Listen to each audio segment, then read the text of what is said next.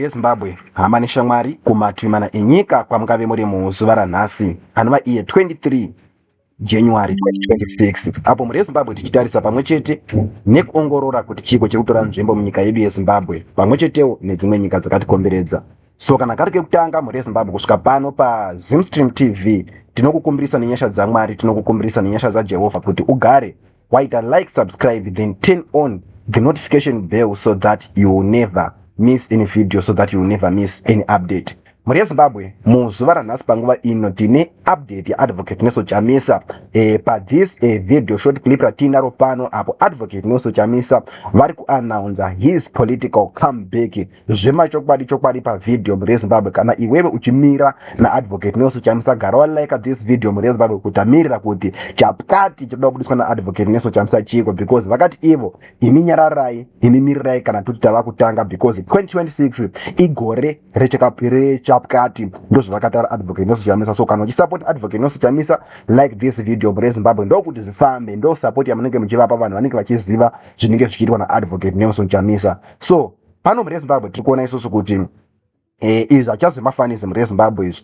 We are now talking about zvinhu zvine evidence, hazvisi zvemafanisi kana kuti sei. Tokutaura zvinhu zvaAdvocate Nelson Chamisa zvavari kutoti aiwa hakusi kuzodana anonzwa gore rino. So as we are seeing according to Techmark, zvinonzi izvo breaking news, opposition leader yes, Nelson Chamisa has announced a political comeback, saying I had left the dance floor for a long time but no one has taken it up. So vanoti ndakasiya mukana uyo kuti vamwe vanhu vaite but vamwe vanhu havana chavakaita. So toplaya this video mhuri yeZimbabwe tichipa credit ku Techmark TV, ndivo varidzi vevideo iri, ndo vatadira this video riri pano, video nderavo. So without wasting time ngatimbonzwa zviri kutaurwa naAdvocate Nelson Chamisa pa this video without wasting your time. Zimbabwe must reset. Zimbabwe needs a fresh start. This is the moment. A moment for a fresh start, a new beginning. So ozvinzwira mega mhuri yeZimbabwe, zvanzi Zimbabwe needs a fresh start, Zimbabwe needs a reset. Iri kuda kuti Zimbabwe imbeitwa reset, Zimbabwe needs reset, Zimbabwe needs a fresh start. Ndo zvanga zvitaurwa naAdvocate Nelson Chamisa. So vanga vachiti vapera tachimirira kuti gore rino chiko chichaita because zvakanzi gore rino hakusi kuzoita sei, hakusi kuzodana anonzwa. Ndo zvatiri kuona pano, ndo zviri kuitika. So tichibva ipapo mhuri yeZimbabwe tine zvakare in update yaAdvocate Nelson Chamisa. Here we are seeing Peter Vos achinyora iye achiti always good to catch up and share perspectives with Nelson Chamisa. This is Peter Vos anova iye British ambassador to Zimbabwe. Peter Vos, vazhinji venyu mhuri yeZimbabwe munomuziva Peter Vos, British ambassador to Zimbabwe. Tinoona zvakare kuti Dara Blessed Mhlanga anopostawo achikomenda yekusangana kwaita Advocate Nelson Chamisa na Peter Vos. Toda kuona kuti kunzi chiko pano mhuri yeZimbabwe. Hiye zvinonzi naDara apera they say makamumezha kupi, ndo zviri kutaurwa naDara. Zvanzi munoti apera, imimi ndo zvamunotaura, that's what you saying, kuti apera, but imimi makamumezha kupi. Todakuona kuti vanhu vari kutiro chiko concerning this statement rataurwa na Blessed Mhlanga. So kiki takamumezha akarara, ndo zvataurwa zvakare nomwe zvikanzi nice one. They say he is now based in America. Even Ngozorewa said that he had heard that NC was in the country. That was very silly of him. Uyu haaperi because of what he represents. Ndo zvinotaurwa zvikanzi haaperi because of what he represents. Tinomboya paakaunti yaAdvocate Nelson Chamisa isusu mhuri yeZimbabwe kuti tinzwe kuti panewo zviko zvanga zvichitaurwa naAdvocate Nelson Chamisa concerning vanhu vari kuti vapera. So tikasvika pano tiri kuona isusu kuti pane vanhu vakataura zvikanzi noziva hedu kuti Nelson Chamisa uchada kuzobudikira pamberi apo uchibhunya zviri kuitwa nevari kuda kusunungura nyika from ZANU-PF. You are just there to distract the new Zimbabwe nemanyepo ako. Zvikanzi neumwe zvikanzi takakupai mukana mukautambisa nyararai kuti zi, ndo zvakataurwa zvikanzi takakupai mukana imimi mukautambisa, mukana watakakupai patakazorora hapana zvawakaita, makatambisa mukana. Iko zvino mavakuda kubudikira muchingotaura muchiti Advocate Nelson Chamisa varikuda kudistracta vanhu vari kunza change, tanga takazorora chidisei tiite because tadzoka mukana watakakupai kuti muushandise hamuna kuushandisa. Ndo zvikunzi aiwa takakupai mukana mukautambisa nyararai kuti zi, ndo zviri kutaurwa pano naAdvocate Nelson Chamisa.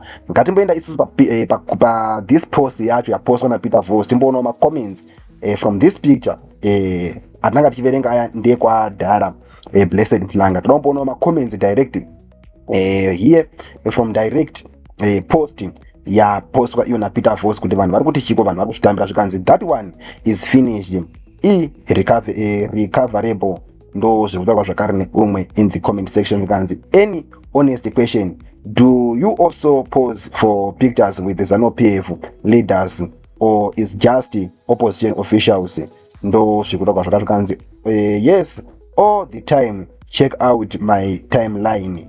Ndo zvataurwa zvakare zvakataurwa izvo naPeter Vos zvikanzi munomboona ere mukana wekubuda muchitorwa mapictures nevamwe vanhu veZANU-PF kana kuti munongobuda makatorwa neZANU-PF nema-opposition vana Advocate Nelson Chamisa, munombowana ere mukana wekutorwa nevanhu veZANU-PF? And Peter Vos akabva atopindura zvikanzi yes, all the time check out my timeline. Ndinotaura nevanhu vese, ndinotorwa mapictures nevanhu vese.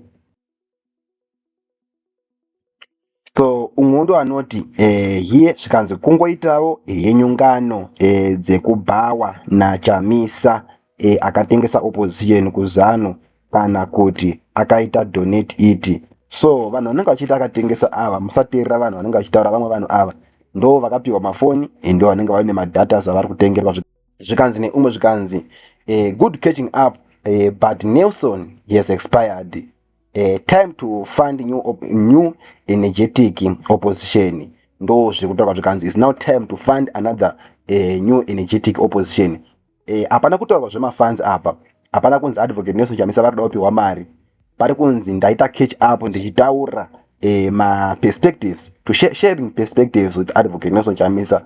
Hapana kunzi pari kuda kupiwa vanhu mari. So here muZimbabwe, whenever you heard people saying there is no opposition in Zimbabwe, they are simply saying there is no Advocate Nelson Chamisa in Zimbabwe. Why? Because we know that there are a lot of opposition parties in Zimbabwe. There is that opposition political group that is being led by Job Scala. We know that MDC is there, led by Douglas Monzora. We know there are a lot of political parties, Valerio, and they are leading also another political party. But why people are saying there is no opposition in Zimbabwe? They are simply saying there is no Advocate Nelson Chamisa. So don't be angry whenever you hear people saying there is no opposition in Zimbabwe. Don't be angry. Why? Because whenever they say there is no opposition in Zimbabwe, they are referring to Advocate Nelson Chamisa. They are saying there is no Advocate Nelson Chamisa at the place at that moment. So don't be angry when they say there is no